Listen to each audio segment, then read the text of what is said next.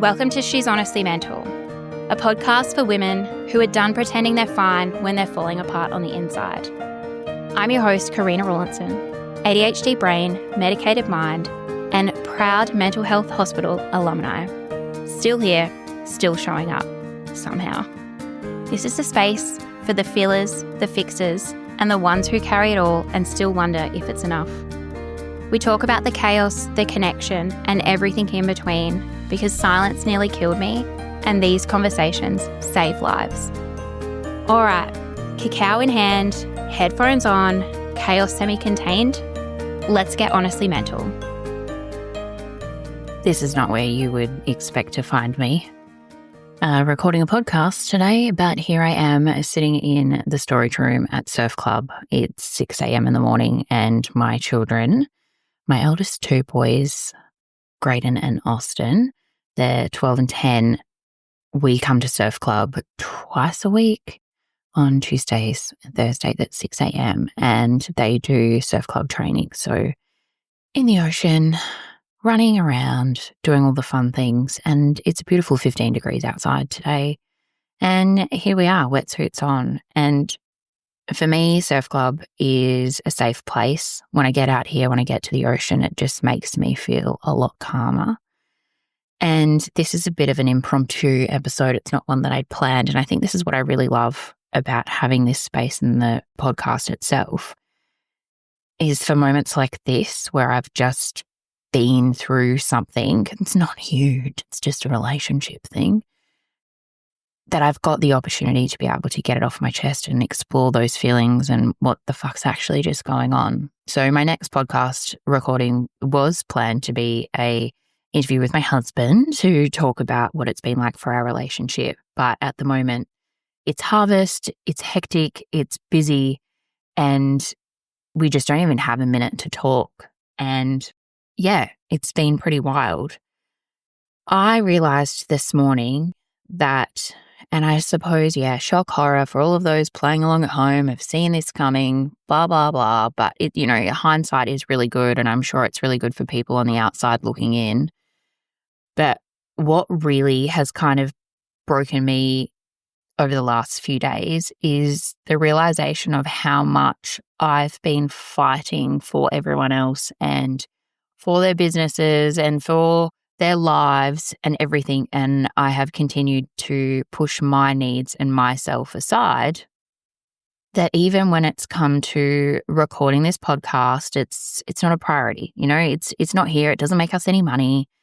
It's just it's a hobby. It's something that Karina likes to do. It's not actually a legit thing. And I'm in the throes at the moment of wanting to this is what's so fucking annoying about the world, right? Is they're saying monetize your IP, your intellectual property.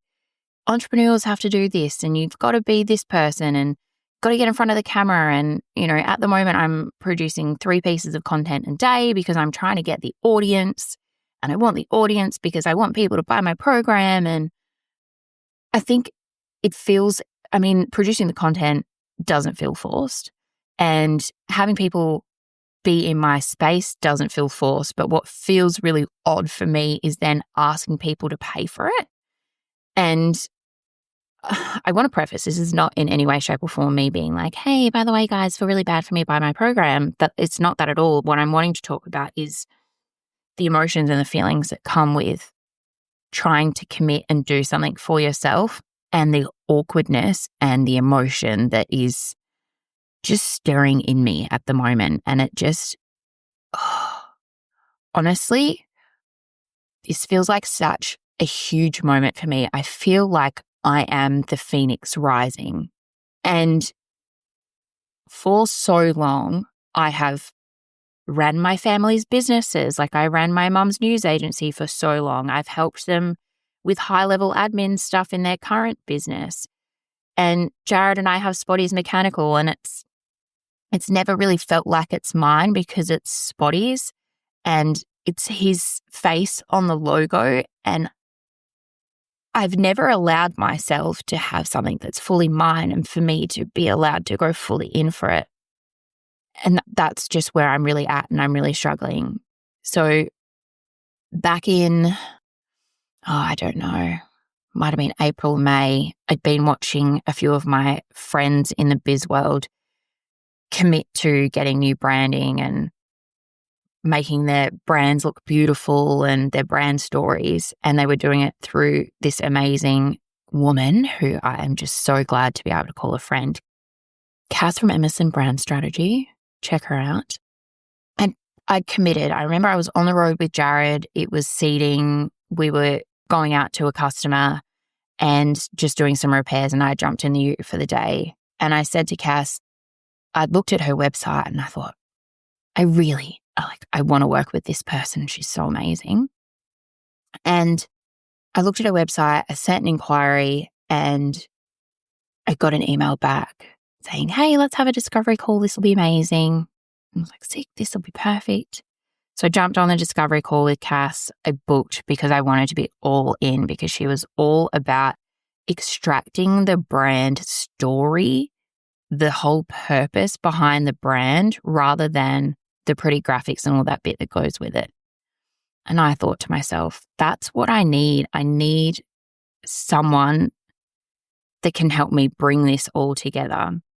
And to the point where I tried to cancel my session with Cass that I had paid for, our brand strategy session. It was a 3-hour call. And I remember sitting in the car just bawling my eyes out. And I messaged my friend MG and I said, Em, I can't do this. This is bullshit. Like I just can't do it. And she goes, Karina, have you ever thought, I can't remember exactly what she said, but she said to me, have you ever thought that this is you basically like self-sabotaging? And I thought to myself, wow, yeah, you're right. It's because I'm so used to putting everyone else first that this is now a time where I'm trying to block my calendar out for 3 hours to do something for me that's not anyone else and do it without the guilt. Never done that before. Because I've always felt like I have to be available to those who need me all of the time. And even while I sit here and I record this, it just brings up so much emotion in me. It's still really hard for me to do that, to prioritize who I am. And it's yuck. Like I just hate the feeling because it's just yuck. But then I look at the other side of it and I think if I didn't take that brand strategy call with Cass, I wouldn't be where I am today. And all of those hard moments that I've gotten through have put me to where I am today. And I show up online, someone who so openly talks about mental health. I mean, heck, that's she's honestly mental. It's living and breathing the essence of she's honestly mental, showing up online as someone who openly talks about it, but then also living those depths still. And I wish, sometimes I wish I didn't have the depths, but that's not reality. That's not reality. I never aim to what's happy, what's sad, I'm happy with I'm okay. I'm actually doing all right. I feel like constantly chasing this need to be happy or this need to be peaceful. I think the real purpose of all of that is actually peace for me is just being yeah, I'm okay. Happy, yeah, I'm happy. Yeah, I'm actually okay. I'm not sad. Not sad. Happy is not euphoric. Happy for me is yeah, I'm okay. I'm cool. Peaceful, yeah, I'm okay. That's all right. Yeah, I've got the dips coming. Yeah, cool. I've got the rises coming. Amazing. But I find sometimes where the dips are is where the magic is for me. And right now that dip is wanting to go all in with She's Honestly Mental to really bring this movement, for want of a better word, to life, to continue to normalize it. Every day I am getting messages like this one I got yesterday. Just absolutely wild. Hey, Karina, how's it going? Love that She's Honestly Mental. I totally feel you are talking about me. Ha ha ha ha. I went to get coffee the other day And this lady, I haven't seen her for such a long time. And she just gave me this massive wave. And I thought, oh my gosh, she thinks that I'm someone that I'm not. Like, she thinks I'm one of her really good friends and I'm not her. Oops, it's embarrassing, like little wave back. And then I'd pulled my car up and she comes over to me. She goes, Karina. And I thought, oh, fuck, she really does know that it's me.